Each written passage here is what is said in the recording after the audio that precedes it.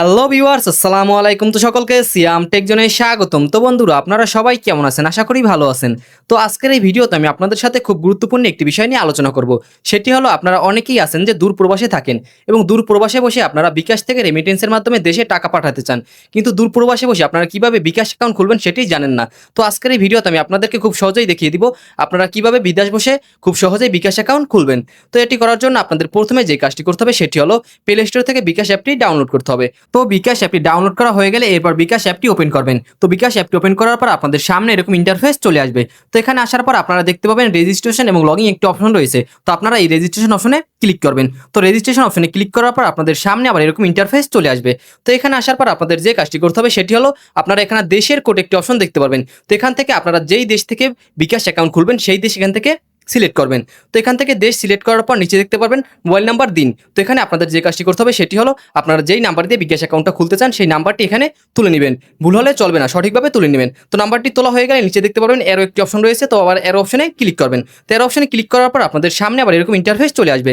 তো এখানে যে কাজটি করতে হবে সেটি হলো, আপনারা মাত্র যেই নাম্বারটি দিয়েছেন সেই নাম্বারে একটা ভেরিফিকেশন কোড চলে যাবে। তো কোডটা চলে গেলে অ্যালাও একটি অপশন চলে আসবে। তো আপনারা আবার অ্যালাও অপশনে ক্লিক করবেন। তো অ্যালাও অপশনে ক্লিক করলে অটো কোডটা এখানে বসে যাবে। তো এখানে কোডটি বসে যাওয়ার পর নিচে আবার এরো অপশন দেখতে পারবেন। তো আবার এরো অপশনে ক্লিক করবেন। তো এরো অপশনে ক্লিক করার পর আপনাদের সামনে আবার এরকম ইন্টারফেস চলে আসবে।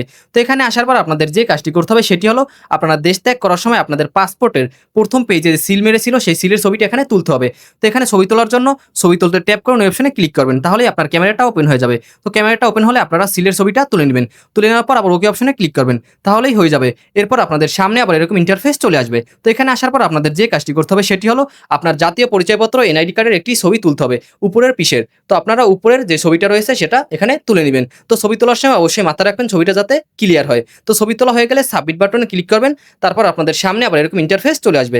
তো এখানে আসার পর আপনাদের যে কাজটি করতে হবে সেটি হলো, আপনার এনআইডি কার্ডের নিচের পাশের ছবিটা তুলতে হবে। তো এখানে আপনারা আপনাদের এনআইডি কার্ডের নিচের পাশের ছবিটা তুলে নেবেন। তো ছবিটা তোলা হয়ে গেলে নিচে থাকা সাবমিট অপশনে ক্লিক করবেন। তো সাবমিট অপশনে ক্লিক করার পর আপনাদের সামনে আবার এরকম ইন্টারফেস চলে আসবে।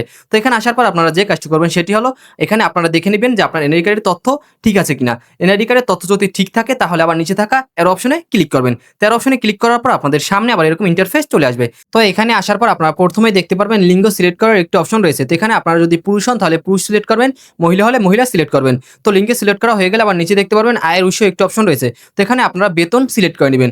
তো আয়ের উৎস সিলেক্ট করা হয়ে গেলে নিচে দেখতে পারবেন আবার আনুমানিক মাসিক আয়। তো এখানে আপনার মাসিক আয় যেই টাকা সেই টাকার পরিমাণ এখানে সিলেক্ট করে নেবেন। তারপর আপনারা আবার নিচে দেখতে পারবেন পেশা। তো আপনি পেশায় যেটা এখান থেকে সেটা সিলেক্ট করে নেবেন। তো পেশা সিলেক্ট করা হয়ে গেলে আবার নিচে দেখতে পারবেন এরো অপশন রয়েছে। তারপর এরো অপশনে ক্লিক করবেন। তো ক্লিক করার পর আপনাদের সামনে আবার এরকম ইন্টারফেস চলে আসবে। তো এখানে আসার পর আপনাদের যে কাজটি করতে হবে সেটি হলো, আপনাদের সেলফি ভেরিফিকেশন করতে হবে। তো এখানে আপনারা আপনাদের সেলফি ভেরিফিকেশনটা করে নেবেন। তো আমি এটা দেখিয়ে ভিডিও আর বেশি বড় করব না। তো এখান থেকে আপনারা ভেরিফিকেশনটা করে নেবেন।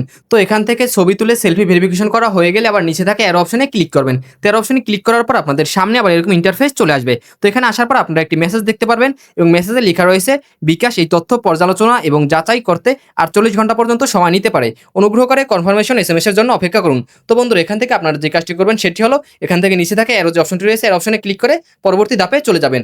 তো এখানে আসার পর আপনাদের যে কাজটি করতে হবে সেটি হলো, আপনারা যে আগের ধাপে দেখতে পারলেন যে 48 ঘন্টা পর্যন্ত সময় লাগতে পারে তথ্য যাচাই করতে। তো 48 ঘন্টা পর্যন্ত সময় সাধারণত লাগে না। আপনাদের এখান থেকে 1 থেকে 2 ঘন্টা পর্যন্ত সময় লাগবে। তারপর আপনাদের ফোন নাম্বারে একটি কনফার্মেশন এসএমএস চলে আসবে। তো এই এসএমএসটা চলে আসলেই আপনারা পিন নাম্বার দিয়ে আপনাদের বিকাশ অ্যাকাউন্টটা রেজিস্ট্রেশন করতে পারবেন। তো বন্ধুরা, এখানে আপনারা উপরে একটি লেখা দেখতে পারবেন, সফলভাবে তথ্য সাবমিট করা হয়েছে, এবং নিচে দেখতে পারবেন নতুন পিন সেট করুন একটি অপশন রয়েছে, এবং এই অপশনটি সাদা, কারণ আমার এখনো কনফার্মেশন এসএমএস আসেনি। এসএমএসটা আসলে এটা পিঙ্ক কালার হয়ে যাবে এবং আমি নতুন পিন সেট করতে পারবো। তো আপনারা এখানে দেখতে পাচ্ছেন এটা পিঙ্ক কালার হয়ে গেছে, এর মানে হলো আমার কনফার্মেশন এসএমএসটা চলে এসেছে। তো আপনাদেরও যদি কনফার্মেশন এসএমএস চলে আসে এটা পিঙ্ক কালার হয়ে যাবে। এরপর নতুন পিন সেট করার জন্য এর অপশনে ক্লিক করবেন। তার অপশনে ক্লিক করার পর আপনাদের সামনে আবার এরকম ইন্টারফেস চলে আসবে। তো এখানে আসার পর আপনারা দেখতে পাবেন আপনারা বিকাশ অ্যাকাউন্ট খোলার জন্য প্রথমে যে নাম্বারটি দিয়েছিলেন সেই নাম্বারটি এখানে দেখতে পারবেন। তো এখানে আপনার নাম্বারটি ঠিক আছে কিনা সেটা এখানে ভালো করে দেখে নেবেন। তো নাম্বারটি ঠিক থাকলে আবার নিচে থাকে এর অপশনে ক্লিক করবেন। তার অপশনে ক্লিক করার পর আপনাদের সামনে আবার এরকম ইন্টারফেস চলে আসবে। তো এখানে আসার পর সেই আগের বারের মতোই আপনাদের ফোন নাম্বারে একটি ওটিপি কোড চলে যাবে। তো ওটিপি কোডটি চলে যাওয়ার পর আবার নিচে থাকে এল অপশনে ক্লিক করবেন। তো এল অপশনে ক্লিক করার পর অটো এখানে কোডটা বসে যাবে। তারপর আবার নিচে থাকে এর অপশনে ক্লিক করবেন। তার অপশনে ক্লিক করার পর আপনাদের সামনে আবার এরকম ইন্টারফেস চলে আসবে। তো এখানে আসার পরে আপনি আপনার বিকাশ অ্যাকাউন্টের পিন পিনটা সেট করতে পারবেন। তো প্রথমেই নতুন পিন দিন একটি অপশন দেখতে পারবেন, তো এই অপশনে ক্লিক করবেন। এরপর আপনি আপনার বিকাশ অ্যাকাউন্টের জন্য 5 ডিজিটের নতুন একটা পিন নাম্বার এখানে টাইপ করে লিখে নেবেন, যাতে এটি দিয়ে আপনি সবসময় লগ ইন করতে পারবেন। তো অবশ্যই মনে রাখবেন 1 2 3 4 5 এরকম পিন নাম্বার দিবেন না, শক্তিশালী একটি পিন নাম্বার এখানে দিয়ে নেবেন। তো শক্তিশালী পিন নাম্বার দিয়ে দেওয়ার পর আবার নিচে দেখতে পারবেন নতুন পিন নাম্বার কনফার্ম করুন। তো নিচে আবার এই পিন নাম্বারটাই তুলে নেবেন টাইপ করে। তো টাইপ করে তোলা হয়ে গেলে আবার নিচে থাকা এর অপশনে ক্লিক করবেন। তো এর অপশনে ক্লিক করার পর আপনাদের সামনে আবার এরকম ইন্টারফেস চলে আসবে। তো এখানে আসার পর আপনাদের যে কাজটি করতে হবে সেটি হলো আপনার যে পিন নাম্বারটি আপনার বিকাশ অ্যাকাউন্টের জন্য মাত্র সেট করলেন, সেই পিন নাম্বারটা দিয়ে আবার এখানে আপনাদের বিকাশ অ্যাকাউন্ট লগ ইন করতে হবে। তো এখানে আপনি আপনার বিকাশ অ্যাকাউন্টের পিন নাম্বারটা আবার এখানে দিয়ে দিবেন। তো পিন নাম্বারটা দেওয়া হয়ে গেলে আবার নিচে থাকা এর অপশনে ক্লিক করবেন। তো এর অপশনে ক্লিক করার পর আপনাদের সামনে আবার এরকম ইন্টারফেস চলে আসবে। তো এখানে আসার পর আপনি নামের প্রথম অংশ এবং নামের শেষ অংশ দেওয়ার অপশন দেখতে পারবেন। তো এখানে আপনি চাইলে আপনার বিকাশ অ্যাকাউন্টের নাম এখান থেকে লিখে নিতে পারেন, নামের প্রথম অংশ এবং শেষ অংশ। আর যদি না লিখতে চান তাহলে উপরে থাকা পরে করুন অপশনে ক্লিক করবেন। তো ক্লিক করার পর আপনাদের সামনে এরকম ইন্টারফেস চলে আসবে। তো এখানে আসার পর আপনার বিকাশ অ্যাকাউন্টের জন্য আপনি প্রোফাইল ছবি অ্যাড করতে পারেন চাইলেই। তো আপনি যদি এখান থেকে অ্যাড করতে এখন না চান, পরে অ্যাড করতে চান, তাহলে উপরে থাকা পরে করুন অপশনে ক্লিক করবেন।